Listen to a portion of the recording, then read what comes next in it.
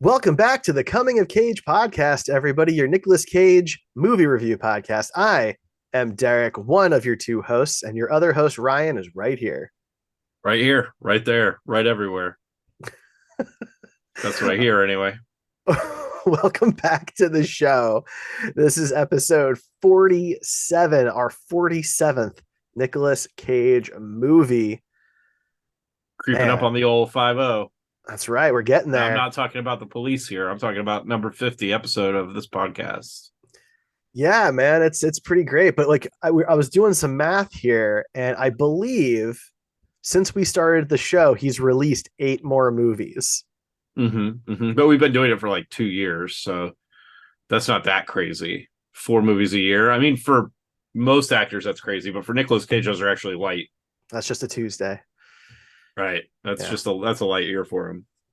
But we're here to talk about the 2010 film, The Sorcerer's Apprentice, which stars Day Day Jay Baruchel, Alfred Molina, Teresa Palmer as the main. Alice Krieg plays the big bad for all you Trekkies out there.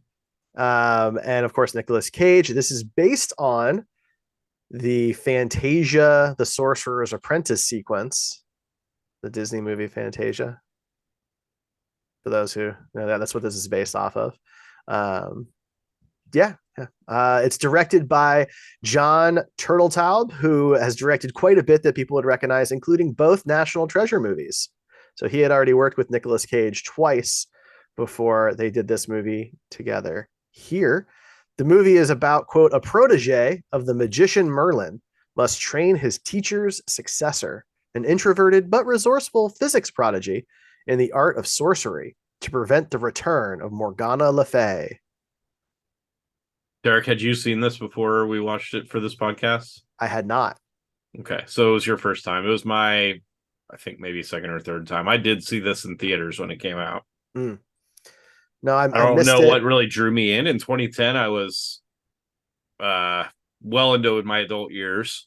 So I don't know what drew me in about this movie. Perhaps it was just Nicolas Cage's unique look. Yeah. Um, I don't know.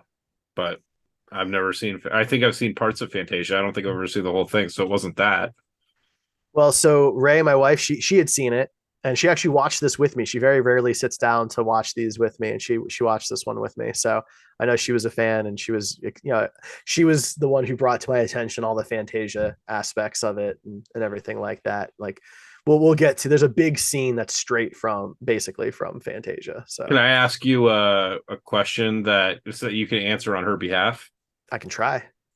Did she find Nicolas Cage attractive in this particular look in this movie? I didn't ask, but she What seemed. does your heart say? I think she was definitely more into this than normal, than like his average So if you compare outing. this to like Con Air, would you say that this is more attractive to her than Con Air Nick Cage?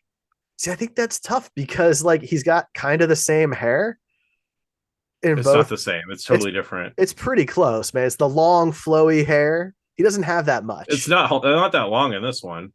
I mean, it's It's longer than his shorter. usual deal. Whatever. We're not going to get into Nick Cage hairstyles in this I podcast. I was think asking a simple she question. would probably prefer him in Con Air mainly because like he's pretty buff and he's sleeveless a lot of the movie. And you're saying he's weak and thin in this movie No, I'm as just a saying she likes sorcerer. arms.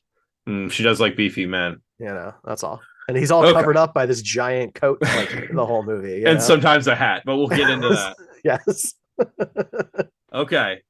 So yeah, if you don't listen to the show often, the way it works is that I tend to take notes in the order of things I see in the movie, and then of interesting things in general. I try and keep it interesting. And yeah, so that's what I'm going to start going through here. My first note is non Nick Cage voiceover, which was disappointing because if you follow the show, we have a Nick Cage bingo Cageo card, and Nick Cage voiceover is one of the squares on that bingo card, and we did not get that in this movie, despite ample opportunities for Tons that. of opportunity. Oh my I god. mean, so many. There's so much backstory they have to give in this movie, and it was It's not Nick Cage. It was such a not Nick Cage waste. voiceovering. Yeah, No. Yeah. disappointing. Um, I was my second note is referencing what I think Balthazar's last name might be. Do you have any Okay. guesses? I have no idea. Okay, so I thought maybe it was Balthazar Luscious because his hair is delicious. Oh God. Deluscious. Some might say delicious, Oh my God. but that was just a guess. I don't know. But yes, I like this Nick Cage look. He's kind of a grungy, kind of like a Kurt Cobain, rocker Nick Cage, which is definitely I think what he was going for with all the rings and like the leather jackets and stuff like that. Um, so yeah, and he wasn't an asshole in this movie, so that's a big plus. Yeah. Yeah. He's actually a good guy. Yeah, he doesn't really do anything really terrible in this movie. He's mostly trying to help. Yeah. So Speaking that of the was nice. voiceover, though, real quick, did you know who the voiceover was? No, I didn't pay attention that much. Ian McShane. Oh yeah, Yeah, those of John Wick fandom would be happy to hear that. Love him. He's got a great voice. nice. Yeah. Fun fact. Fun fact. Um, okay, so we start getting some backstories to like the sorcerers. They actually go through the same backstory like four times throughout the movie for some reason. Maybe because they realize that kids have a memory of a goldfish and forget everything that happened within the last 7 seconds. Or if it didn't happen in the last 7 seconds, they forget it, which I think is an actual biological fact, but I could be wrong. Anyway, I probably Sorry, am. what were you saying? Yeah, exactly. But during this, we find out that apparently sorcerers can just absorb somebody's soul, and it's not really that big of a deal. And then that person is gone. Yeah. Yeah. That was really interesting. I've never quite seen a spell like that before. Yeah, I mean, it's also a little weird because, I mean, we're going to get into some spoilers here because this is kind of going to be going a little out of chronological order. But there's several points. So Balthazar, I mean, after this backstory, he's just waiting for the successor of Merlin, basically, for what's implied to be hundreds or longer of years. Well, no, so it's definitely about 1200 years because 1200. Okay, they're in over 1,000 years. 700 they're in 700 AD when the flashback happens, right? And And then it's this modern day. and then it's modern day. So So my question is, you're telling me that in 1,200 years he couldn't master the soul absorption ability, but his other person mastered it in like the normal human lifetime?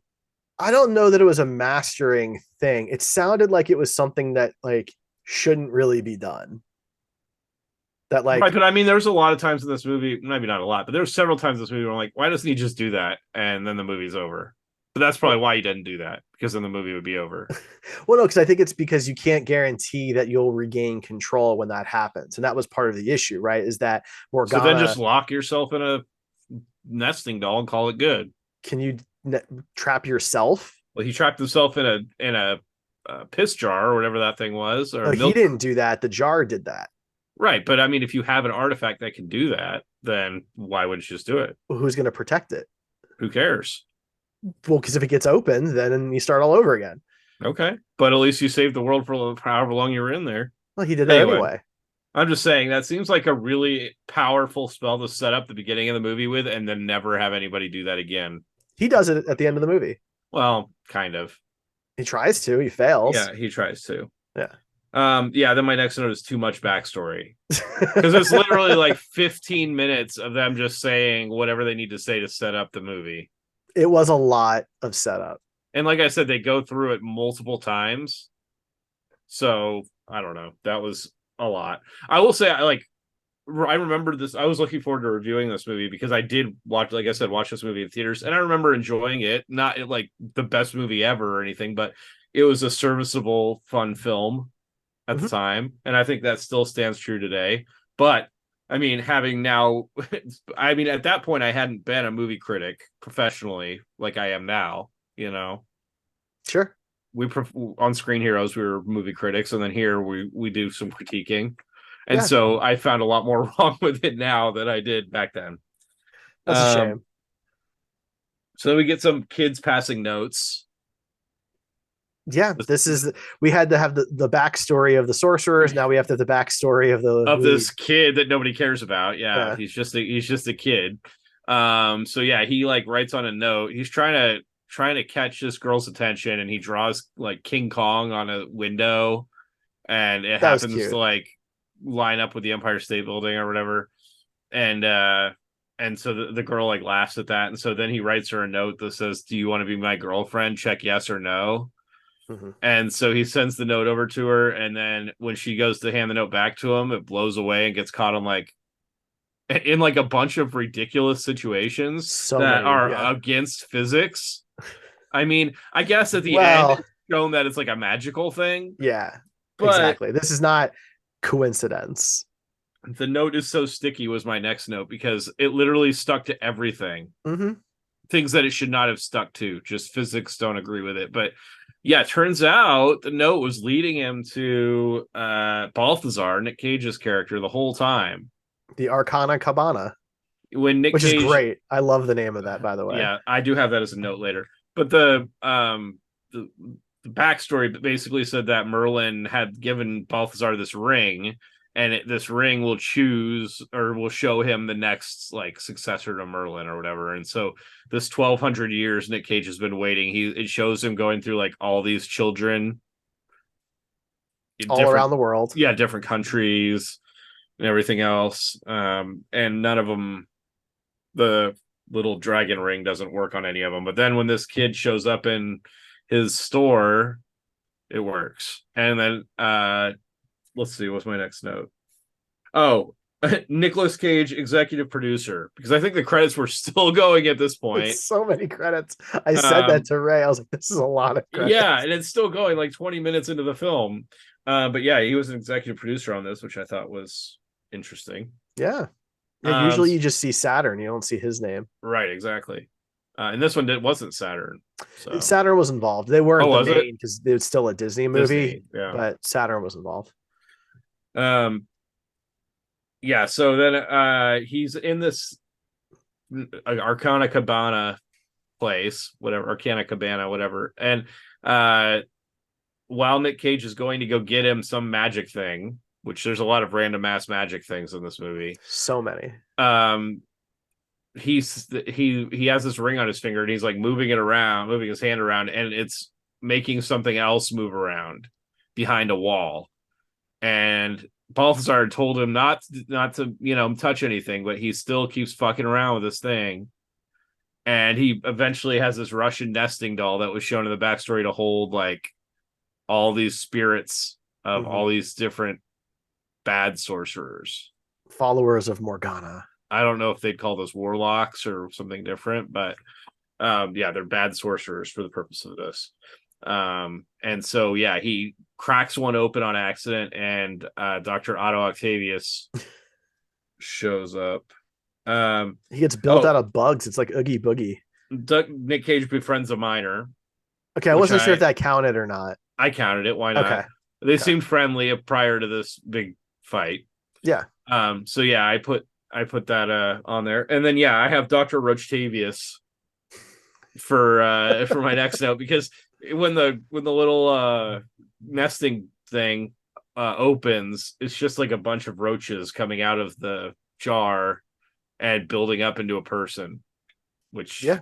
I'm sure they just did because they thought it looked cool, because there's no like relationship between roaches and this guy prior to this No, that he had shown. When he it got just seems trapped, that it wasn't like he didn't like turn into a roach and get sucked in or anything. I'm just guessing each level of the nesting doll just gets a different special effect. Yeah, they were just like, what would look cool here? How about a bunch of roaches? Ew, Yeah. that's gross, and that makes him a bad guy because bad guys like roaches, I guess. Nick Cage uses a melee weapon because he does get like a, I don't know. He's in this kind of oddity shop that he runs, and there's a bunch of really it seems to be like priceless artifacts in this Oh from yeah. the years that he's lived. And they just smash a bunch of them up, and like he has this skull from some fantasy creature that he breaks like a tusk off of, or a giant tooth or something, and he smacks Dr. Rochtavius with it. His name is Horvath, by the way. Horvath. Horvath. He smacks Dr. Rochtavius with it. Yeah, and then they both touch that jar thingy I was talking about earlier, not the nesting jar, but like some like It looks like an old milk crate, a milk. I don't know what those things were they had on farms that would hold milk or whatever. It looks like Yeah, something like that. But yeah, apparently it holds the souls of people for 10 years to the day. to the day, and they both get sucked into it. Dr. Rochtavius and Balthazar. And then yeah, we get the 10 years later. Time jump. Hmm. And at some point before this, after they get sucked in and the kid gets found by his teacher because they were on a school trip when this all happened, he had spilled some water on his pants and a bunch of kids laughed at him for peeing his pants, and that really didn't ever come back, other than the fact that like he was just an outcast or whatever. People didn't let or made fun of him. Well, it caused him to transfer schools. The idea is they need to separate him from this girl so they can find each other later, and that's the Right. excuse that they came up with. So now he's 18. He's Well, in he's 20. college. Oh, is he? I thought he said he was 18. They're 20 because Okay. they were supposed to They're be 10. 20. Yeah. They're in college. He runs into this girl whose name is Becky Barnes, the Winter Soldier. um, so we have Dr. Rochtavius and Becky Barnes, which is great. And she is instantly like attracted to this guy. Is she? I don't know, kind of. I didn't She like get those takes him. vibes. She takes him to like her place of work right away. And he, being the all-powerful nerd that he is able to fix their radio station because she's a radio jockey that nobody listens to apparently. Well, it's the college radio station, so it's college radio. She probably wants to go into journalism or something like that. But And nobody at the college listens to her, so I mean, I don't know how popular college radio stations are. I didn't listen to my college's radio. I mean, I don't know either, but she says it multiple times that he's probably the only one listening. Yeah. So, I mean, that's what I was referencing. I wasn't trying to make her seem like a bad disc jockey or anything. Gotcha. Now, like, I don't know a lot about physicists, but can all physicists just fix radio equipment? Apparently, that's just like the first part of your physics training. You learn how protons and neutrons work, and then you go fix radios. So that's like the entry level test. Yeah. Can you fix this radio? But not just any radio, a whole radio station and an The whole antenna. thing. Yeah. Mm-hmm. Okay. So I don't blame her for taking him there though, because if she's not into it, she doesn't want to take this dude back to like her own place. That's true. He is kind of like weird. Like he's off enough, like seems harmless, but you never know. So yeah, my next note was radio engineer because apparently being a person that studied physics applies to literally everything. You can fix anything. So we already covered that. So then we find out that his physics project or whatever is a bunch of Tesla coils. And somehow this is New York, right? And somehow he has access. And I mean, they kind of say like his teacher let him borrow this building. What the fuck teacher can afford to have an entire like subway station in New York that's abandoned? That is theirs. This is like the one the Ninja Turtles lived in TMNT 2. Totally except like hilarious. without the train, basically. But it's huge. It is absolutely huge. And it gets worse though, because actually the part you're talking about where it comes up later, they say it's unauthorized space. Right. Why would you have a record of that then?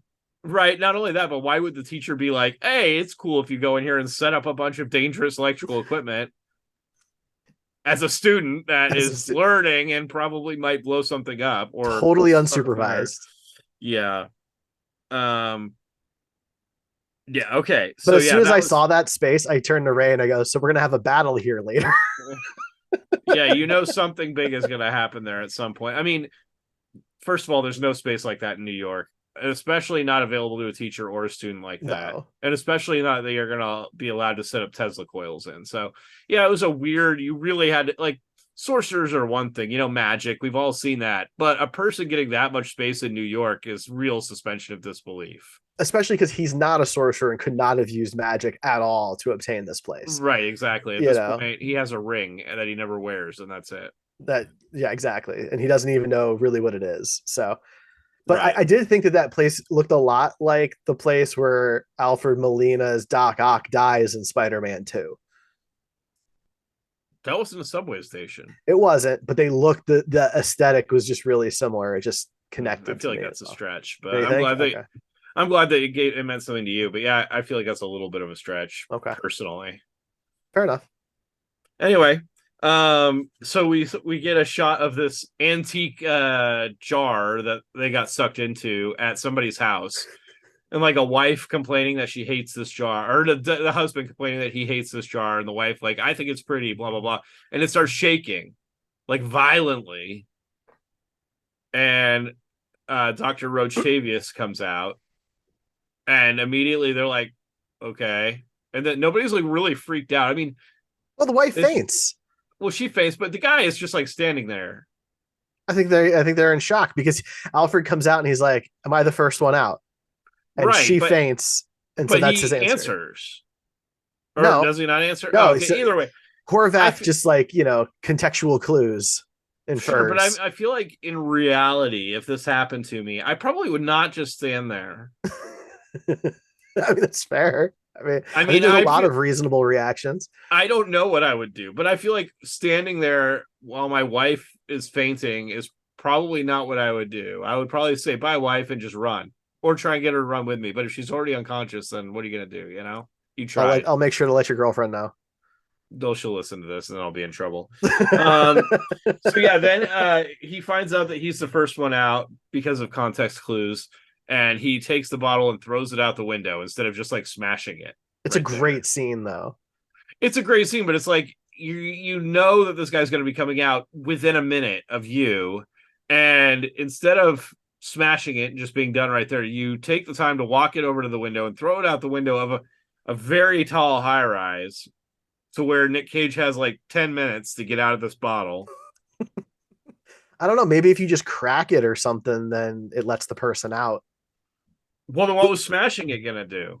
Maybe he thought that like he was going to be on his way out or something during that process, and that's why he purposely wanted. You're saying that he wanted him to fall to his death, not to break the bottle. Yes, that's morbid for Disney. Well, because like the rules of this vase thing, like you're telling me that these people bought this thing and never opened it to look inside, and did that mean that they or maybe it looks like nothing inside? And they didn't get sucked in because there was already people in there. Right. It was already like full. A limit. Okay. Yeah, there's a limit. All those paintings on the front are people that have been in there and then been released. Gotcha. I don't know. That's just my guess. So yeah, midair unbottling was my next note because halfway down, Nick Cage starts popping out of this bottle. I actually really like this sequence. It was fine. I mean, quite a bit. I will say I thought the visual effects in this movie, for the most part, held up. They were actually like, some of them more than others, but that giant like steampunk bird thing. Oh, so cool. It actually looked really good still, surprisingly. I had trouble finding a lot of flaws with it. I agree. And like across the board, the way they handle magic in this movie, the way they show magic, I really loved. Just straight up, forgetting everything else for a minute. I thought they were so original and unique in some of the things they did with the magic. And I think that they were trying to root the magic in science. Yeah. This was kind of it was kind of the Thor school of magic, where it's, magic is just science that hasn't been discovered yet or whatever. Mm-hmm. But Nick Cage's character, Balthazar, could have been kind of, like a dick about science because magic is, superior. But he wasn't. He was trying to relate what was happening to science because that's how he was taught. That's how Merlin taught him, and that's how he was able to work on it with his kid that also likes science. So, I agree that I thought that was an interesting way of handling it for sure.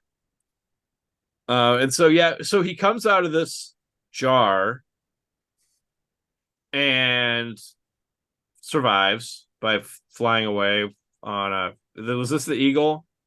Well, no, he goes to get the eagle after this. He basically clings onto like a ledge. Oh, that's right, like a window ledge or whatever, and we don't see. And the bottle falls and shatters. Yeah.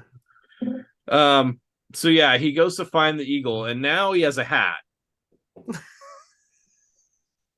Does that bother you? It does, and let me tell you why. Because when he got, at no point in this movie has he worn a hat. In modern day, anyway. Maybe he did in the past fight thing.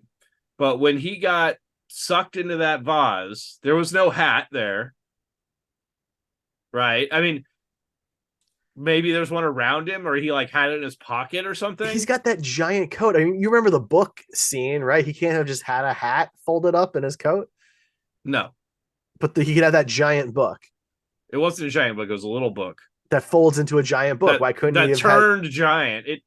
I'm saying that you can't make a big hat small and then make it big again. We only ever see the book go from small to big. We don't see it go from big to small. Well, but that's the same book from before. That's the big Maybe book. not. Maybe the books only go small, and then once you make them big, they can't go back small again. We don't know how the magic works here, Derek. Is all I'm saying. And the hat was the most unbelievable part to me. I think personally, here's my fan theory, that he saw Dr. Rochtavius's hat and was like, I should probably have one. And so while he was strolling to go get the eagle, he saw a shop that had a hat, and he's like, this matches my style, and then bought that or stole it, and then went to go get the eagle. But yeah, he has a hat now. And Hatgate. It'll turn into that. Give me some time. I put it as a flying raven, not an eagle, but I mean, either way, it was, I don't know what I mean, it was a statue, Yeah. but it was a statue of a bird like creature. But Either yeah, way, it's freaking cool. I put that it was really good CGI and still held up. It's also a great idea. It is. It's a very cool idea. You know, But yeah, I'm willing to forgive sometimes certain special effects limitations if the idea is good enough. You know? Right. I agree. But I don't think there were really, we don't have to have, forgive anything with this one because it still looked really good. I mean, granted, it was like nighttime, so they could hide some stuff, but you could still see it pretty well. This wasn't like modern day nighttime where they're really making like these New movies York as dark as, nighttime. yeah, Or like, New York nighttime. it's the Lord of the Rings nighttime, right? Where like there's light clearly coming from somewhere, even though it's dark. Like I thought I could see it really well. They did a good job. Yeah, I agree. So yeah, there's my note for Arcana Cabana. Because I guess I missed it the first time around, but he mentioned something about it. I think Jay's character mentioned something about it, and I was like, oh, that's the greatest name for a oddity shop ever. It's fantastic. And so my next one is a line for the movie. I'm gonna see if you remember it and if you can give it some context. Sometimes when I'm writing these notes, Nick Cage has a line that's just really delightful. And he does. This is one. A pig who just loves physics. You remember that one?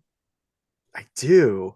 What was the context for that? I don't remember him at all. That's why I was saying I hope you do. Oh, okay. Yeah. So this is when he's trying to explain like what Horvath's goal is. Yeah. Right. And basically that like, look, if we don't defeat him, then they're gonna destroy the world and you're just gonna be a pig for the slaughter who loves physics. That was the joke. Right, but he says loves, like he really drags out the loves. It was probably the cagiest part of the movie, but It was pretty great. It was just a really good line, especially out of context. It just is really wonderful. I feel like I'm going to start quoting that in my daily life sometimes, just for no reason. And just people go, what? Okay. Anyway. I'm the Sorcerer's Apprentice, you uncultured swine. That's right. And so at this point, the hat is gone again. Dun dun dun. Just saying, where did it go? In his jacket. He drives a cool car. That was my next note. He has a cool car. Fun fact. That's his real car. I honestly, I would have guessed that. But that surprises me so little. I picture him driving around in that to the grocery store. This is so cool. This is a real 1935 Rolls-Royce Phantom, and it is Nicolas Cage's. They were trying to find a movie that would be some cool classic car that would fit the character, and he just offered it up for use. Yeah, I mean, and it doesn't even surprise me in the slightest that he just had a car that people would be like, "Oh yeah, that's the sorcerer's car," because he probably is a sorcerer in real life. It's hard to say. If you see that interview with him that he did like a year ago with the kimono dragon and everything like that, like that person drives that car. Sure, but he also had a gold Lamborghini in that interview. That's true. Oh my god! I don't think that was a Komodo dragon. I think it was some sort of monitor. But I know what you're right. It is. Yeah, you're right. You're right. That tank was not big enough for a Komodo dragon. They need like full size, like zoo enclosures. No, you're right. It was a monitor lizard. Yeah. Oh yeah, we get some casual murder. because Horvath just like pulls some knives out of his pocket and shoots them through somebody's windshield, and we don't see the dead body. But I mean, knives went into their body, at least 3 of them, so I feel like they're probably dead, I think that is a safe bet. and it's glanced over, so that's why I consider it casual. Yep. Nick Cage speaks Cantonese. Yeah, So he right. spoke another language. That's So another. cool. Those are both. Sorry, if for out of context people, those are both squares on our Joe bingo board. Speaks another language and casual murder. But what's So great though is that like when he does this, it always sounds like he legit speaks these languages. he definitely like works with a dialect coach, which I respect. I mean, that's important. I mean, and for somebody that's 1,200 years old or older, they would pick up the little idiosyncrasies of a language, Yeah. probably. I would think so. It makes more sense that he would have to sound natural, or it wouldn't make any sense. It's a skill that I just have a ton of respect for because language does not come easily to me. And so for a person to learn stuff like that for just for this little role is just it's cool. Yeah, agreed. Um, okay, so there's a big confrontation, and there's some sort of like Chinese New Year maybe Yeah. festival going on, Mm-hmm. and there's a dragon. Somebody else, Dr. Rochtavius lets somebody else out of the nesting jars. Yeah, I don't think we ever get to learn the guy's name, but No, it's just some scary guy, and he can apparently turn fake things real or something, because he turns this dragon parade float into a real dragon. Except this is where the magic gets a little sketchy, because there's people inside of the dragon. you watch it change into a dragon around them. It was so cool. Sure, yeah, but they're like puppeting the dragon, and then it turns into a real dragon. I think they're trapped in there during that whole sequence. I feel like they must have been being digested or something. Well, they're fine Because by the end of it. I know, because it's a Disney movie, but I mean, think about like all this time this dragon is burning calories. He's chasing this kid and or whoever else, and he's blowing fire and climbing up buildings. He's burning calories. He's digesting whatever's inside of him. Otherwise, what nook of this dragon are they in? Because they're inside a living creature at this point. No, it's a fair question. I don't really know. I mean, this guy's powers in particular are kind of out there, right? Because he's got this big, like, metal cummerbund belt thing that's got a dragon on it that he can control. But then it goes out up into his skin, and you can see it under his skin. So, like, I don't know what power that is. No, but like when they burn, or like when they destroy his cummerbund, basically the dragon dies. So I feel like Yeah. it's in some way related to the dragon that he summoned. So it But can he didn't only be really summon dragons. it. He turned something else. He turned a dragon into a dragon. Maybe So I it's don't know, maybe it's a dragon spirit that he can call on. but he can only put it into fake dragons. I don't know. I don't know the limitations. Right, but he put it into a fake dragon. Yeah, maybe it has to be just a certain amount of He inanimate. so he just picked that like as a coincidence. I Maybe feel he like just has a sense of flair like the magician guy. I feel like this is the guy that always traveled with a couple of people that were puppeteering around a dragon, just in case he needed to summon a dragon, because his powers are limited to only turning like paper mache dragons into real dragons. That's a lot Which, of work. I mean, it is a powerful power if you happen to have like a puppet dragon with you at all times. But if you don't, it's the worst power ever. Anyway, I think that's my theory of how his powers work. And also he can like levitate acupuncture needles and like Yeah. sling them at you. I did like the fact that Balthazar's coat was such a thick leather that these acupuncture needles, which are designed to pierce flesh, couldn't pierce it. Mm-hmm. I thought that was cool.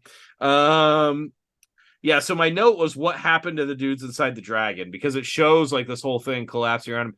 And at this point I hadn't, I'm writing this down as the movie happens, but then like after this whole fight, it shows them in like a burned out husk of a puppet dragon. Mm-hmm. And so yeah, after this, the police show up after this whole dragon incident. People are running away and everything. And Balthazar turns him and his apprentices or his apprentice into mustachioed cops, a la Nick Cage in The Trust. Yeah, man. The Trust came after this, though, didn't it? The Trust did come after this. The Trust was 2016. So this is kind of his practice for The Trust. Well, it actually there's a fact about the accent that he used for this is the same one that he used in another cop movie. I think it was the 9/11 film that he did. I can't find my note on that. But yeah, there's a cop movie that he did before this one where he used the same accent. Hmm. But There's yeah, the World Trade Center. speaking of weird accent, that is a square on our bingo board. So we got to hit that one up. At least I did. I don't know if you did. Is that one a funny accent? Oh yeah, Yeah, yeah. Look at that. Yeah, I missed it. Nick has a weird accent. Is literally what the thing says. Yeah, I don't remember what my next note means. He's in the book. It was my next note. he's in the book. Yeah. So that was a thing that I guess happened. Yeah, I'm sorry. I don't know what that means. I don't know either. Merlin Circle is my next note. Uh-huh. Which is Yeah, the crux of the entire movie is the Merlin circle. kind of. Yeah, he makes this circle, and once his apprentice's character steps in there, then he's committed his life to Merlin and to the learning of Merlin ways, and there's no backing out. He's an Avenger now. Yeah, he's now an Avenger. Um, I don't know what this. I don't, man.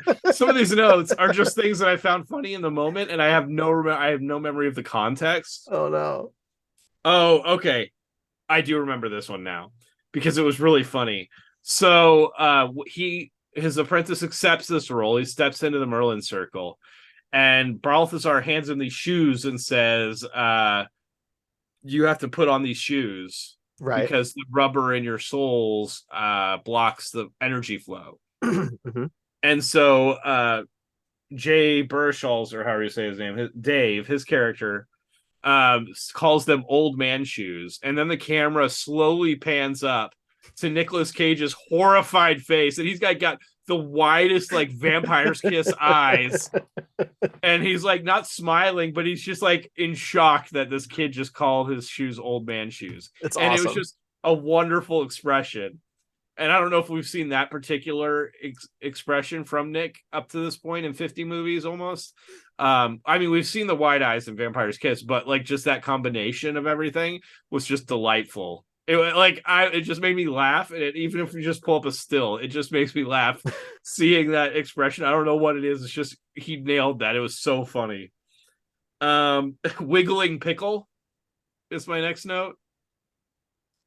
That sounds vaguely familiar. Yeah, because he like picks up a pickle and he's like waving it. I think while they're in the car or something. I can't remember, but yeah, Nick Cage's character I think picks up a pickle and is like he's like pointing at Dave weirdly with it and stuff. Your notes are wild on this one, man. Man, I'm telling you, this was a wild movie. There's a lot of weird shit happening in this movie.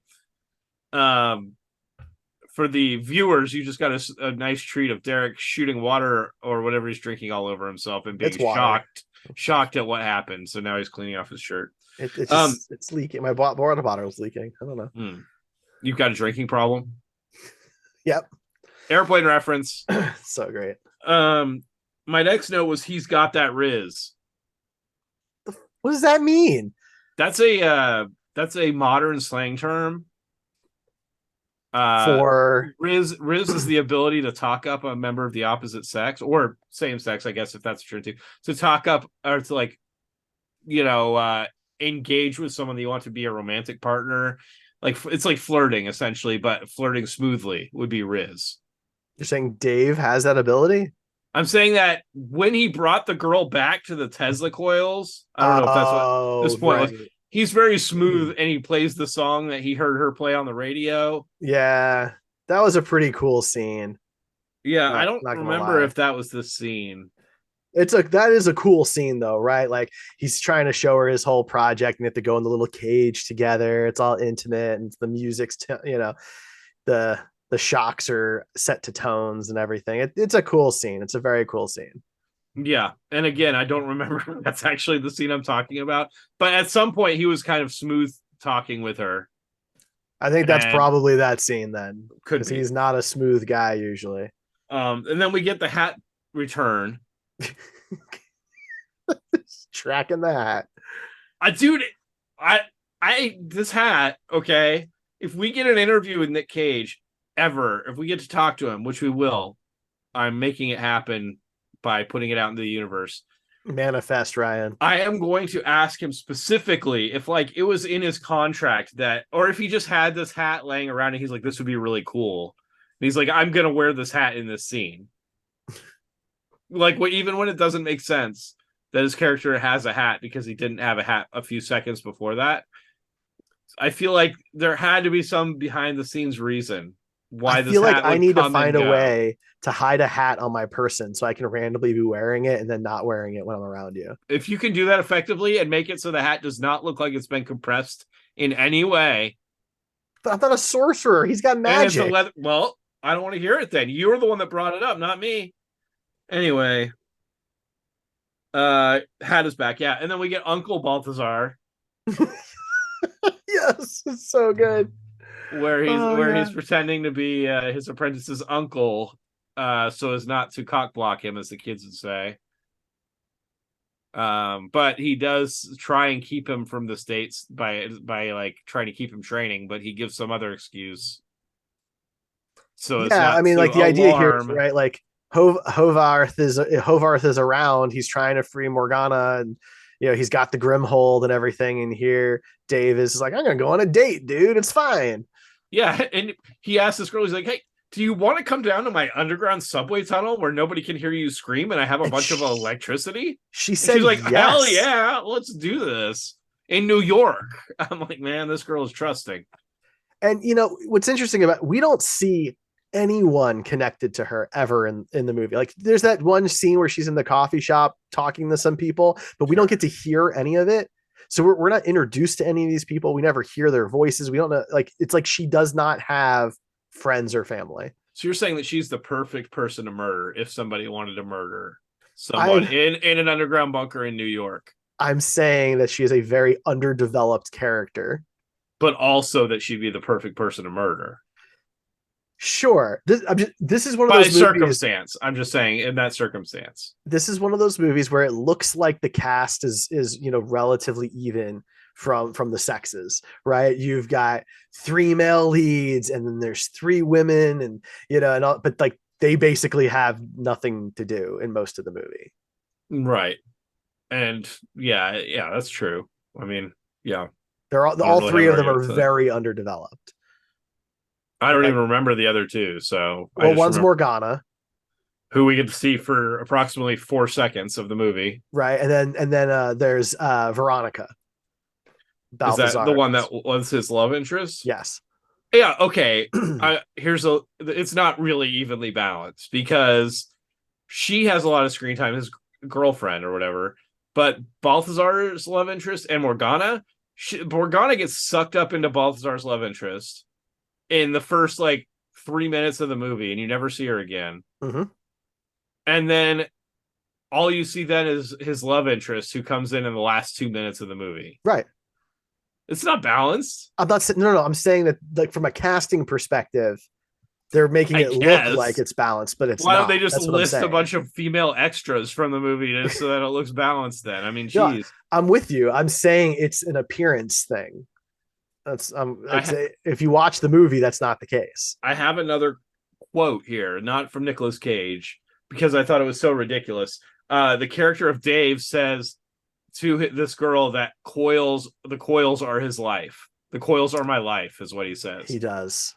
which is an incredibly horrible, sad. Like, I get you could be passionate about things. I'm not trying to disparage that at all.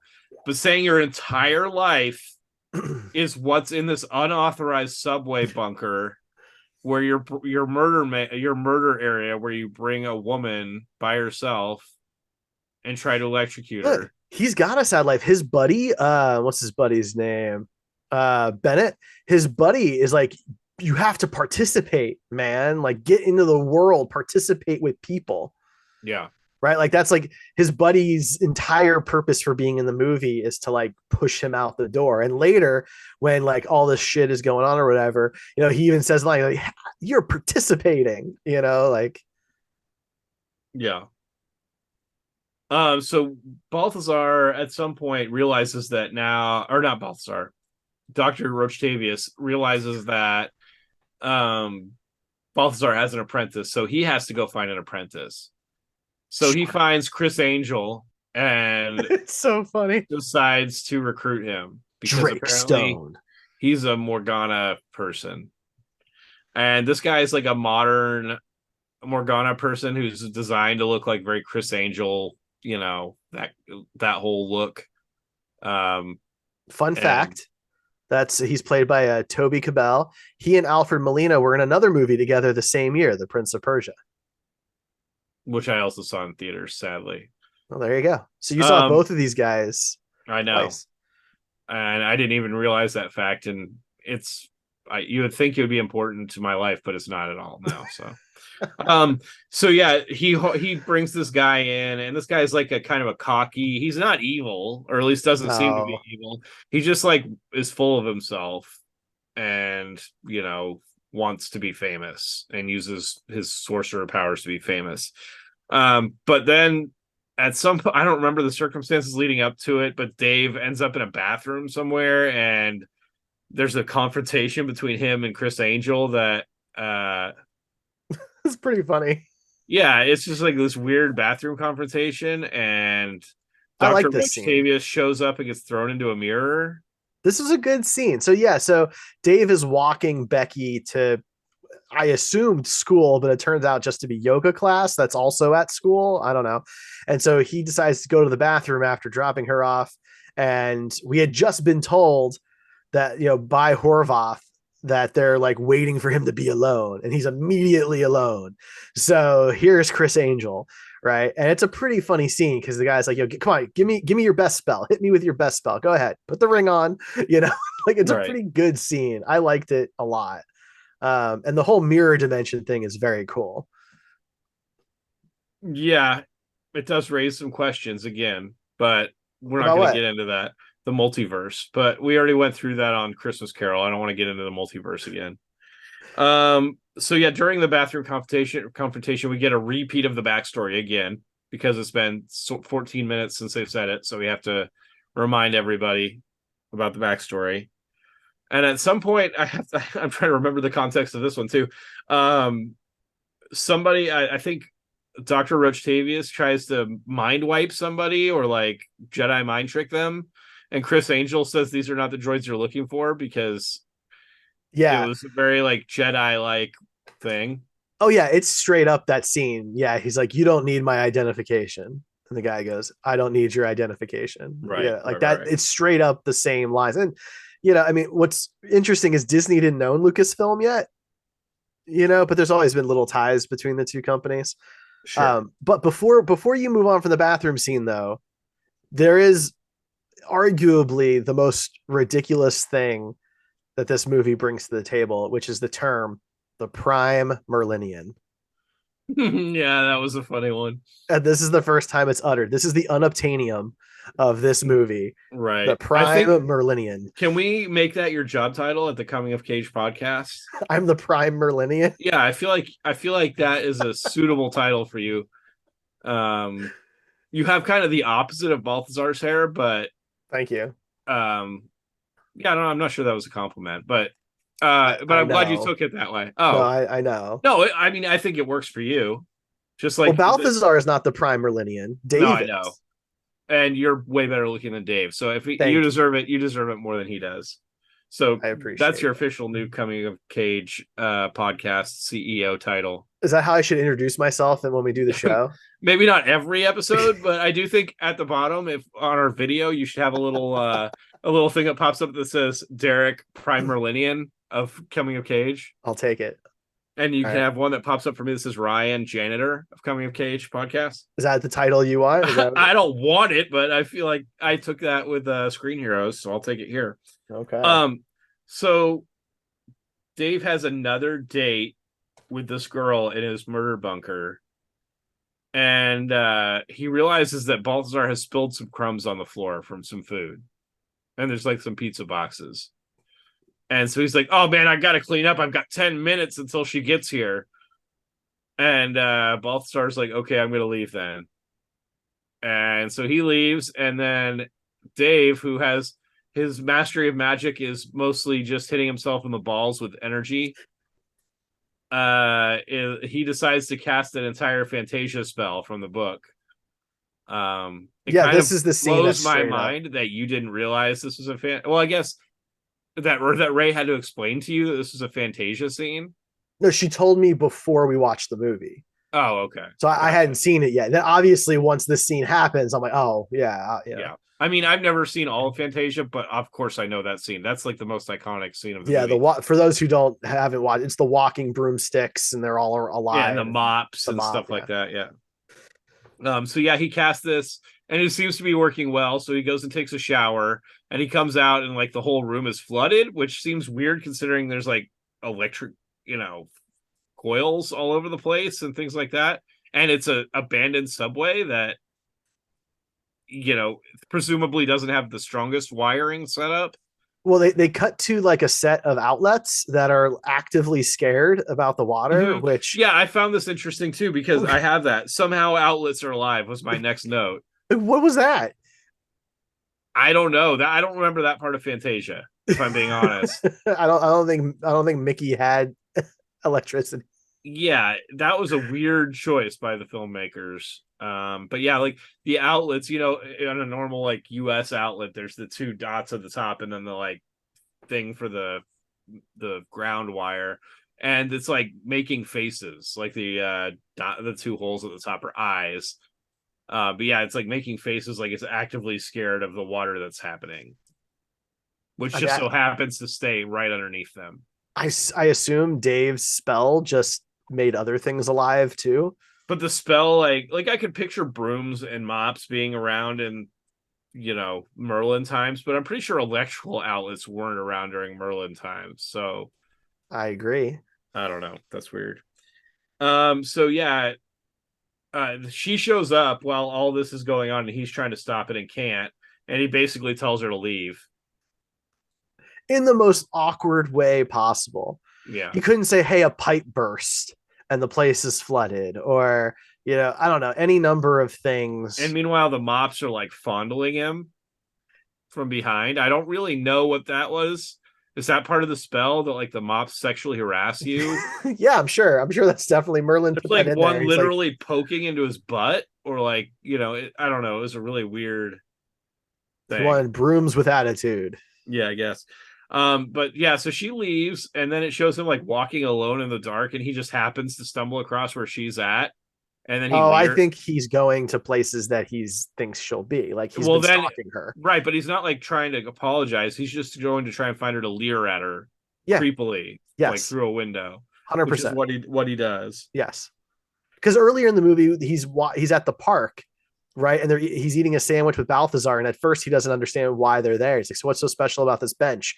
And then she's walking to her place, and he's like, "Ah." Like Yeah, he's stalking her the whole time. yeah. Um, I'm trying to remember the context of this note too. I think he apologizes to her and takes her like up high someplace. Does this ring a bell? So what happens is she notices that he was leering, and being the smart, intelligent person that she is finds this endearing, and so she follows him. Yeah, after leaving his murder bunker, She follows him up to the top of this building. So she yeah, follows him all the way up. Now, that begs a lot of questions like, did he take an elevator and she just guessed what floor? Did he take the stairs up there? She went up 40 flights of stairs. I don't really know, but she follows him up to the balcony where the mechanical bird was. right. Okay. So she follows him up there. And this is where my note comes in Yes. because she says that she's scared of heights, Yes. and he instantly goes, "Oh, please, then come here. It'll Come be closer. fine." And so she walks over to the edge of the roof or the edge of the balcony or whatever, and it's just fine, looking at how pretty it is or whatever. And yeah. Again, But suspension of disbelief. I mean, if you actually have a fear of heights, it would be crippling. First of all, you would probably not be able to go anywhere near the edge of that, even if you wanted to. I mean, that's just not how phobias work. You can't just magically will yourself to get over it. one of the hardest things to put aside in this movie is the fact that she's interested in him at all. Like it's one thing for her to have been nice to him when he first recognizes her in the classroom, right? She doesn't need to be mean, right? But she's a 20-year-old college student in New York who works in radio, clearly has a social group that we do see at the coffee shop. What is she doing? Right. It's a fair question. My next note is, why is the dog with them on a car chase? Great question. I have the same question. Yeah, they for some reason they do this car chase and they bring the dog with. I have no idea why. Whose dog is it? I don't It's remember. Dave's dog. So in the very beginning, not very beginning, Oh, but we that's have right. 10-year-old Dave, right? It's sleeping with him in bed. And then as 20-year-old, That's it's the same grown dog. up. Yeah. So It's this grown dog up. is somewhere between 10, 12 years old. Yeah, and it's for some reason with them in the middle of a car chase. Don't know why. Don't know what happens to it later. Dog just vanishes. But Okay. again, one of my favorite magical things in this, though, is how they transmutate the cars. I thought was super Yes, cool. but it also raises questions. Like what? Okay, so Balthazar's car is right-hand drive. Oh. The car that he transmorgifies it into is left-hand drive. So they're not just transmorgifying the car into a different car, but they're also somehow switching sides without like being awkward and crawling over each other. Damn, I didn't notice that. And then peep this. He's been driving a 1935 Rolls Royce or whatever. But somehow when he transmutates it into this Lambo or whatever it was, he knows how to use paddle shifters. His is a Mercedes. Okay, it's Horvath Mercedes. gets the Lambo. Yeah, but either way, he knows how to use paddle shifters. Yeah, I mean, I figured he's had nothing to do. Maybe he has another car. He just happens to also have this modern paddle shifted Mercedes supercar. No, I guess not because he was gone for 10 years. So yeah, Right. that doesn't make sense. It's just a weird, yeah. No, I that's a good mean, point. I was enjoying it and I didn't it was a notice. fun scene. I'm Yeah. not trying to ruin your enjoyment of it, but for me, I just had more questions than answers. No, those are fair points. Those are fair points. Also, why is the dog with them? But you That know, I don't know. I got nothing. then we get more backstory, which I don't remember what it was, but there was some more backstory in there, probably about how Balthazar loved this girl, and it wasn't just like they were friends. I'm guessing Yeah. that's what it was Yeah. because Well, he romance. has to learn about the Prime Merlinian because he still doesn't know what that means. Right, right, right. Yeah. And then I have creepy witch for my next note.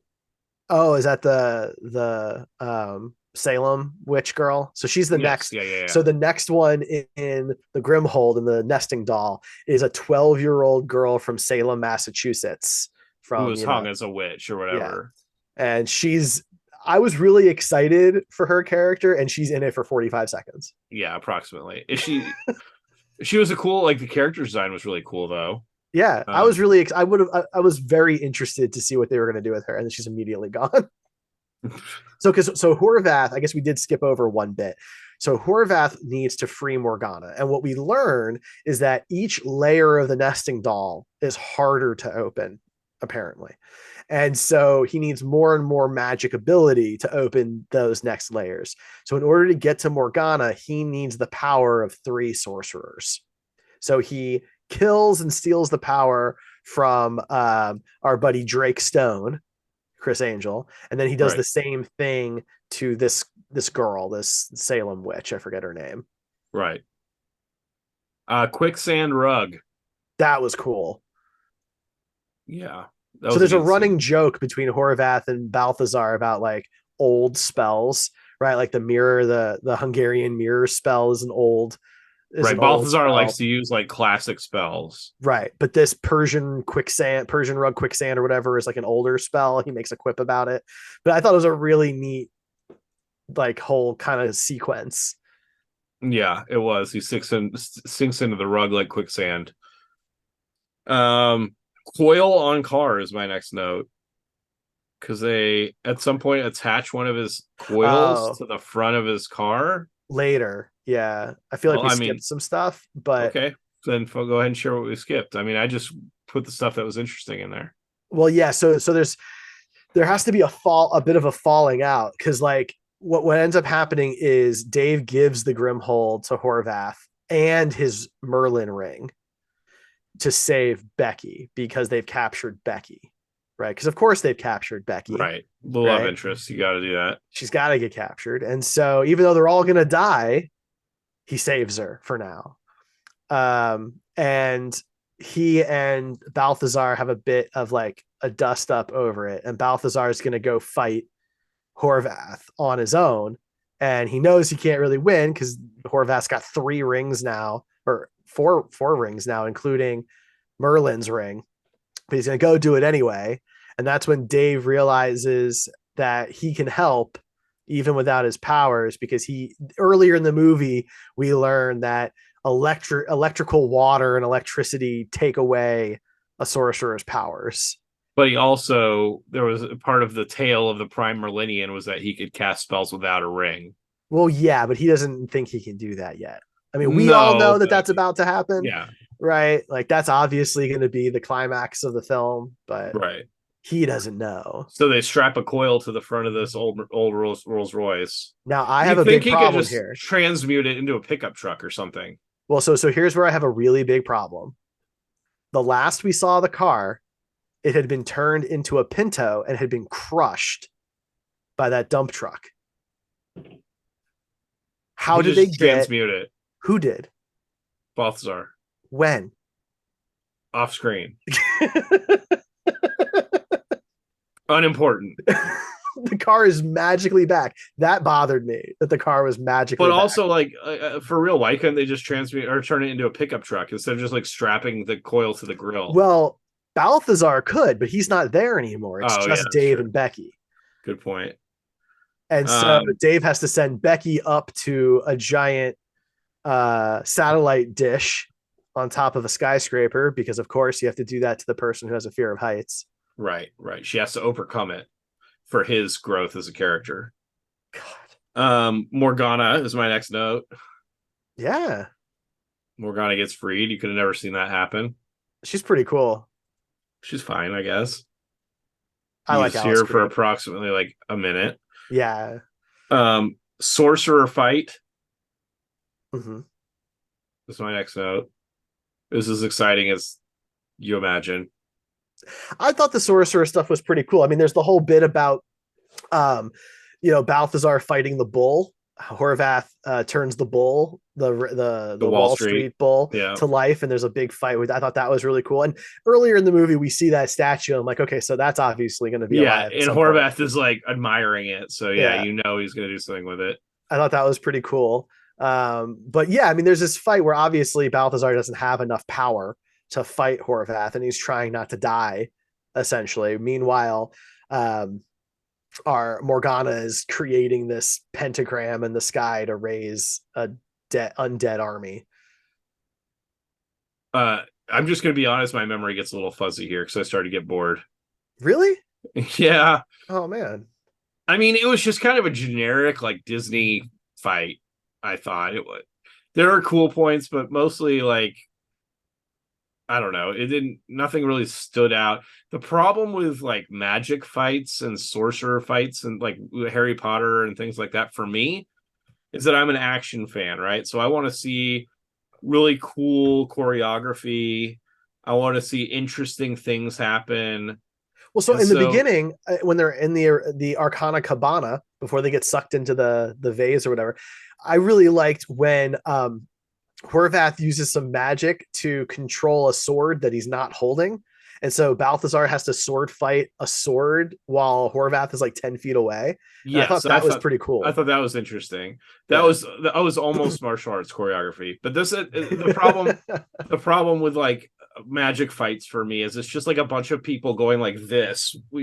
For listeners, I'm just waving my hand around. You just like wave your hand around at each other. To an extent, yeah, I think, but then they brought the bull into it and everything. I don't know. I liked it. I thought it was fun. Fair enough. You're more forgiving than I am of action scenes, I guess. Zombies is my next note. Yeah, she starts all over the world. Like there's like in Egypt and in some cemetery somewhere. Like it's all over. Yeah. Soul merging. I don't What? remember what that means. That's what my next note is. Soul merging? Yeah. I'm not sure Who what that means. knows? Who knows? End of movie Ryan is Oh, a is totally that different person. um I feel like this happens a little bit later. So Balthazar tries to consume Morgana's soul like Veronica did, but I think that's a little bit later. Well, I mean, I'm in my like last 5 notes, so Well, we're at the so end of the Becky movie. moves the satellite dish and it disrupts Morgana's spell. Right. So the army of the dead gets destroyed immediately, and then they have to That's fight very Morgana. convenient.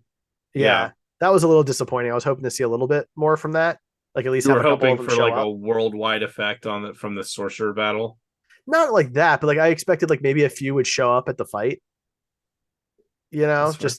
Just to have a couple. I mean, they did like all the undead in the Pirates of the Caribbean movies and stuff. I feel like they could have made that look pretty cool, Yeah, they probably could have, you but know, they didn't. but they didn't. Uh But then Fire yeah, bending. There's some fire bending during this fight. well yeah, because that's when the Prime Merlinian realizes his powers. Right. He Similar to how you have realized your powers through this podcast.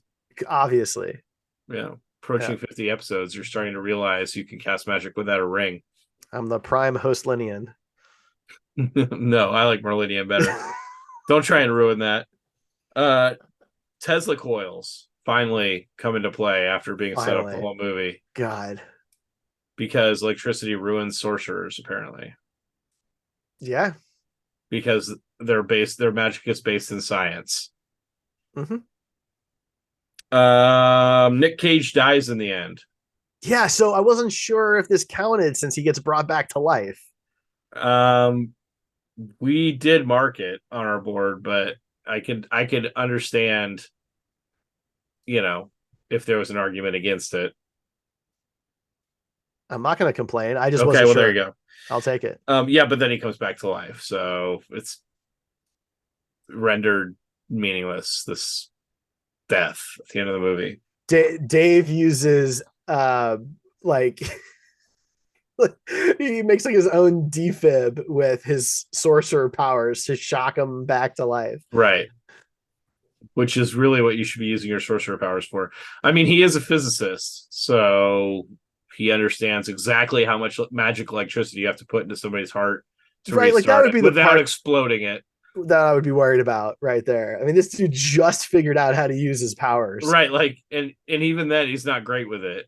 Right, like he was trying to like levitate Balthazar earlier and couldn't quite get that steady, but this he's got Yeah. And he also animated an electrical outlet somehow.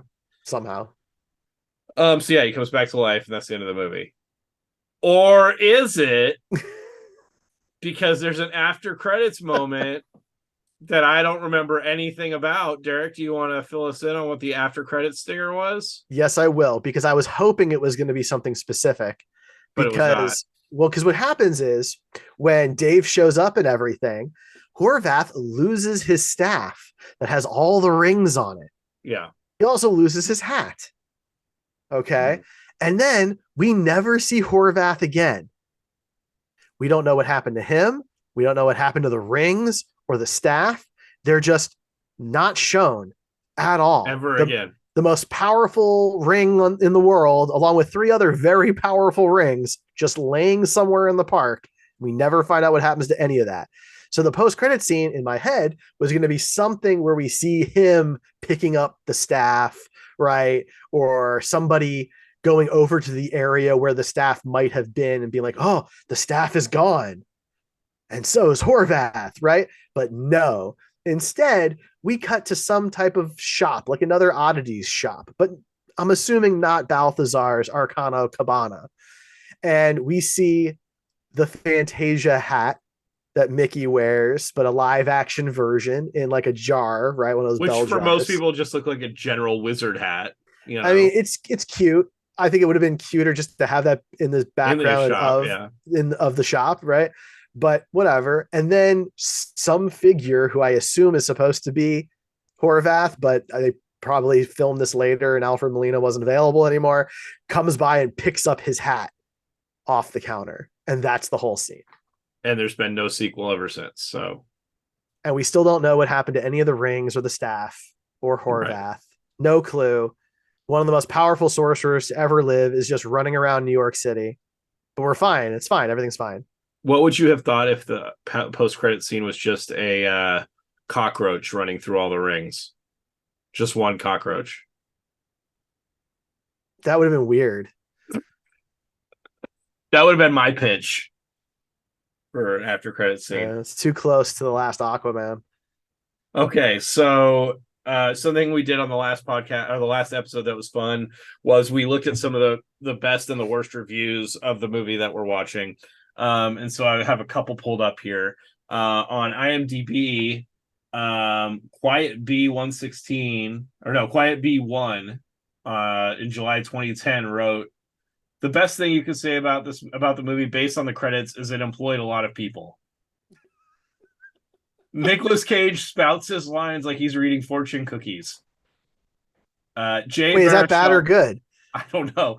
Jay Baruchel plays the same character he played in She's Out of My League with the same results. To be fair, he plays that character in like every movie. So, most of the joke quips fall flat. The movie has a jerky pace with plenty of redundant action scenes followed by exposition to explain the changing rules. Yes, that is absolutely true.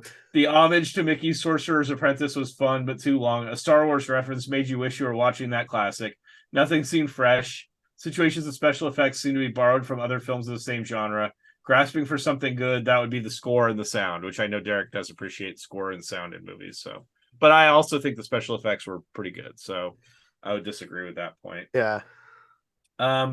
We got C. Morgan on Amazon said you've got to work at it to be this bad. Boy, reading all the glowing reviews of this movie makes me wonder if we actually saw the same movie. Surely all those reviewers can't be the director's mother. Are you guys absolutely sure you're talking about The Sorcerer's Apprentice, the new one with Nicolas Cage? Jeez. Yeah, that's rough. Nicolas Cage stars as an ages-old protege of Merlin, seeking the new Merliness. Prime Merlinian. Yeah, well, they say Merliness, who will, it's never quite clear what he's supposed to do, but what he actually does is disobey orders and wind up sort of starting a wizard war all over again. Cage pretty much sleepwalks, almost as if he's embarrassed to wake up. Don't blame him. He's spoiler brought back to life at the end of the film, but if I had been him, I'd insisted on staying dead, eliminating all chance of a sequel. That's not how magic works. Those are two of the lower reviews. Some of the higher reviews. I'm not a fan of Nick Cage, but every now and then he gets on a project I get behind and end up loving. The retelling of The Sorcerer's Apprentice definitely manages qualification for one of the good ones. And what's not to like? Nick Cage literally steals every scene of the film he's in. That is true, but it's not really like a high bar in this case, sadly. Alfred Molina, the villain, Horvath, is once again a great evil who we find liking a bit more than we probably should. Special effects, gamer Easter eggs? I don't know what that is. And the coolest stereo system ever allow us to get swept up in the story. I almost forget the version of the tale starring Mickey Mouse. I wonder if that's in reference to the magician, what's his name? Drake Stone. He has these two giant Magic the Gathering posters in his office that are clearly product placement. He's a gamer. I don't know. Oh, that's true. I don't know. Upon reading some of the other, this is from JN, 5 out of 5 stars.